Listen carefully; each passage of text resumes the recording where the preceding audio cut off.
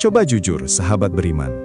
Hati mana yang tidak bergetar cemas ketika melihat harga kebutuhan terus merangkak naik, sementara saldo rekening justru semakin tipis, atau bahkan sudah merah padam karena menanggung beban hutang yang terasa memberatkan pundak. Kita mungkin merasa sudah banting tulang dari pagi hingga malam, sudah menempuh segala ikhtiar duniawi, bahkan ibadah pun sudah ditingkatkan. Namun mengapa pintu rezeki itu seolah terasa begitu berat untuk dibuka? Seakan-akan keberkahan menjauh dari genggaman tangan kita. Jika perasaan ini pernah menghampiri Anda, jika malam-malam Anda diisi dengan kekhawatiran finansial yang mendalam, tahan dulu air mata dan kegelisahan itu. Sebab hari ini, kita akan sama-sama menyingkap rahasia terbesar dan paling menenangkan tentang janji Allah yang Maha Kaya. Janji yang akan mengubah total cara pandang kita terhadap kesulitan ekonomi yang sedang menimpa. Assalamualaikum warahmatullahi wabarakatuh. Sahabat beriman, saudaraku seiman yang dirahmati Allah. Sungguh hati saya ikut merasakan gejolak batin yang mungkin sedang Anda hadapi saat ini. Kita hidup di masa ketika tantangan ekonomi bukan lagi sekadar wacana, melainkan kenyataan pahit yang harus dihadapi setiap hari. Mulai dari harga minyak goreng yang melambung tinggi, hingga beban cicilan yang terasa mencekik leher. Dalam suasana penuh tekanan ini, seringkali kita lupa bahwa ada satu pilar kekuatan yang tak pernah goyah. Satu sumber yang kekayaannya tidak akan pernah berkurang walau dibagi kepada seluruh makhluk di alam semesta. Dia adalah Al-Ghani, Allah yang Maha Kaya. Mari kita duduk santai, buka hati kita lebar-lebar, dan bersama-sama merenungi keagungan sifatnya ini, agar hati yang tadinya penuh kekhawatiran dapat kembali tenang dalam naungan keyakinan yang hakiki. Seringkali saudaraku, ketika masalah keuangan datang, fokus kita langsung tertuju pada solusi-solusi material yang bersifat terbatas, mencari pinjaman baru, menambah jam kerja, atau bahkan terjerumus pada jalan pintas yang tidak diridhoi syariat. Kita menghitung pendapatan kita menghitung hutang kita, dan kita menghitung kemampuan kita sebagai manusia yang lemah. Lalu kita berkesimpulan bahwa kita pasti gagal, kita pasti miskin, atau rezeki kita memang sesempit ini. Inilah kekeliruan fatal yang menjauhkan kita dari hakikat tauhid. Sebab kita menjadikan angka di rekening sebagai Tuhan baru yang menentukan kebahagiaan dan ketenangan jiwa kita. Padahal segala kekayaan di langit dan di bumi hanyalah milik Allah semata, dan kitalah hamba yang hanya diamanahi untuk mengelolanya sementara waktu. Mari kita telaah lebih dalam, apa yang menyebabkan hati kita begitu rapuh dan mudah cemas saat menghadapi krisis finansial. Jawabannya sederhana, sahabat beriman. Kita terlalu bergantung pada sebab dan melupakan musabib, sang pencipta sebab.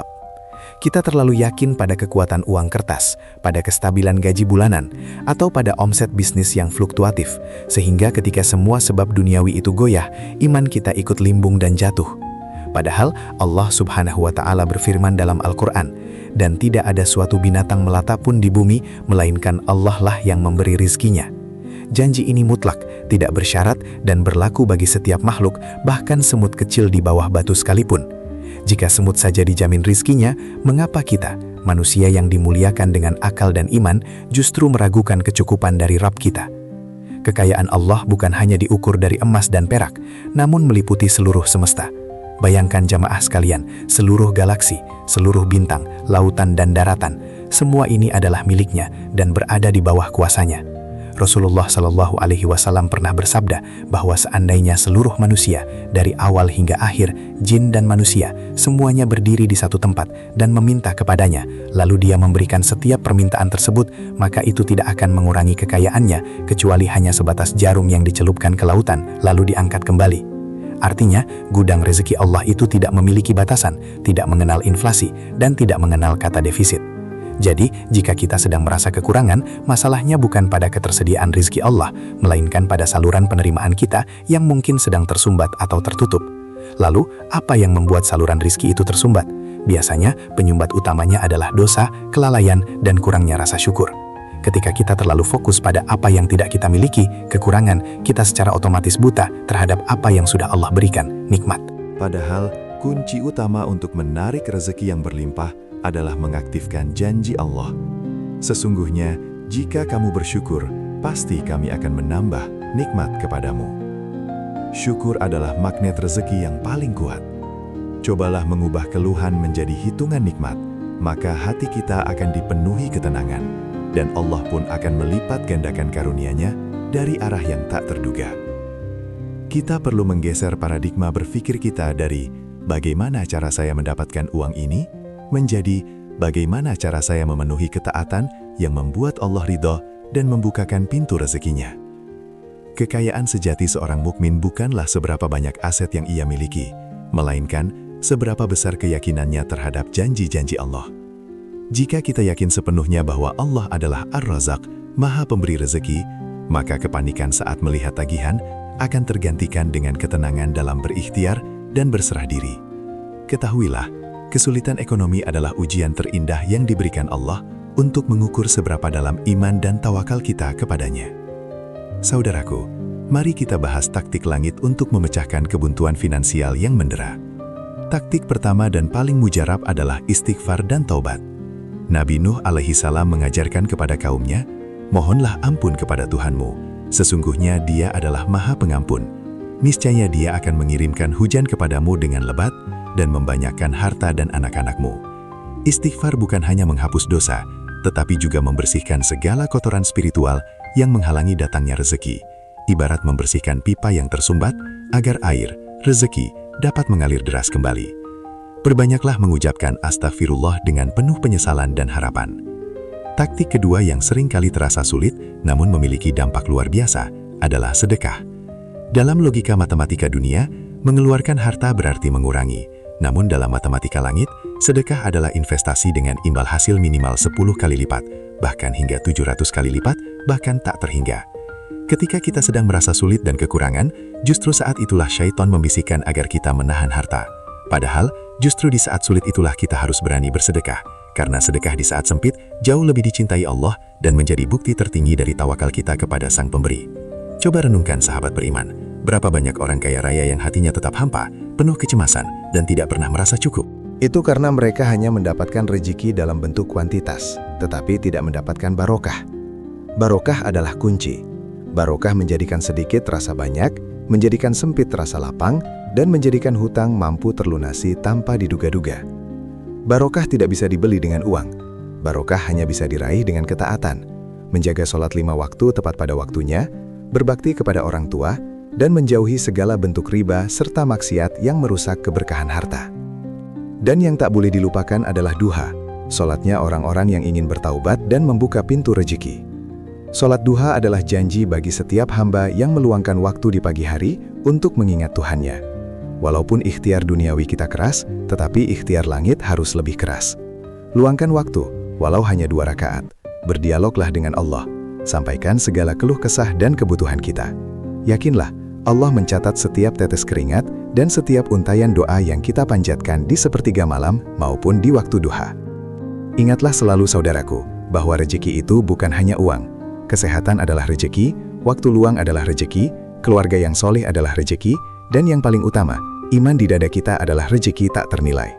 Seringkali, Allah menahan rezeki materi kita bukan karena Dia pelit, melainkan karena Dia ingin kita lebih fokus pada rezeki hati, rezeki ketenangan, dan rezeki hidayah yang jauh lebih abadi nilainya daripada tumpukan harta dunia yang fana.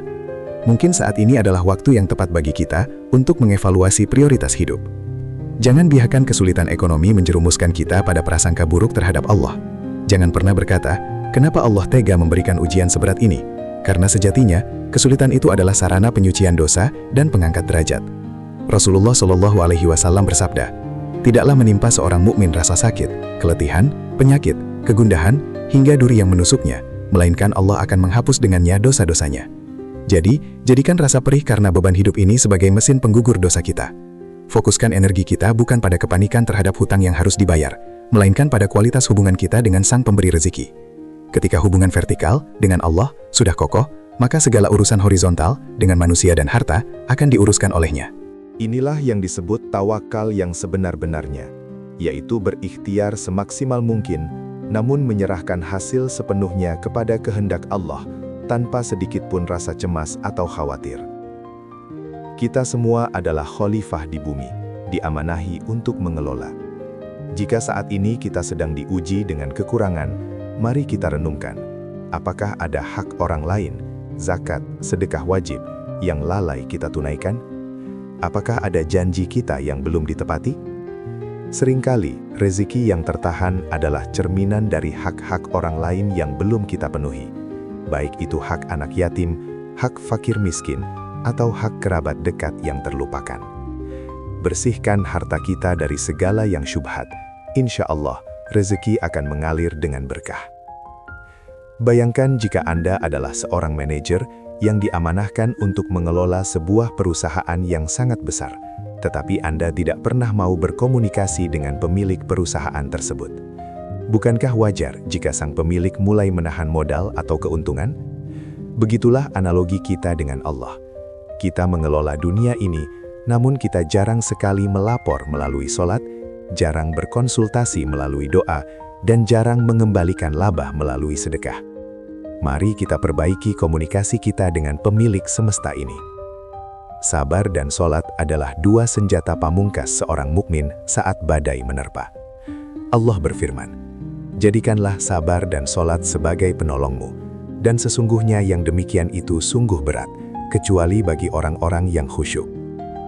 Sholat memberikan kita energi spiritual, sedangkan sabar memberikan kita ketenangan mental untuk melihat solusi dengan mata hati yang jernih, bukan dengan mata yang dipenuhi ketakutan.